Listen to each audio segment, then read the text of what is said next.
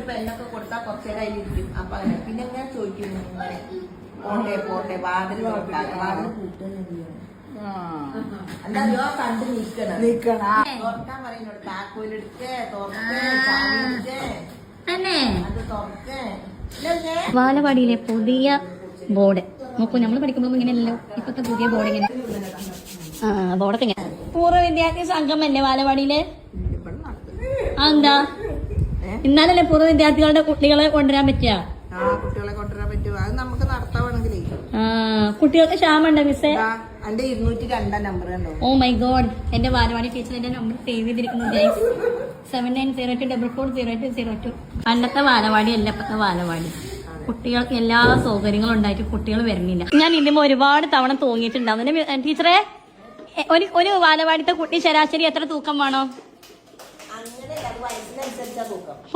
ഇവ എത്ര വയസ്സാ? ഞാൻ പഠിച്ച ബാലവാടിട്ട് ഞാൻ പഠിച്ചപ്പോ ഇവിടെ ഒന്നും ഉണ്ടാവില്ല. വെറും ഒരു പായും ഒരു ചെറുപയറും ചോറും മീനാശി ഉണ്ടാക്കി തരും. അതിന്റെ ടീച്ചർ ഫുള്ള് ഭീഷണിപ്പെടുത്തണേന്നു. ഇപ്പത്തെ കുട്ടികളെ മിസ്സിനെ ഭീഷണിപ്പെടുത്തുകയാണ്. 5 കുട്ടികളും മിസ്സും ഉണ്ട് ഇവിടെ. അതിനത്തെ ആ 5 കുട്ടികൾക്ക് പഠിക്കാനുള്ളതാണ് ഈ കണ്ട സാധനങ്ങളൊക്കെ. ഞങ്ങൾ അന്ന് 25 ഉണ്ടായിരുന്നു. എങ്ങനെ പറയാം, തിങ്ങിട്ടിറങ്ങിട്ടാണ് കടന്നീന്ന് അല്ലേ? എന്താ ഇപ്പൊ സുഖല്ലേ? പാവം ബാലവാടിക്ക് വരുന്ന കുട്ടികൾ കരയുന്നു ഗൈസ്.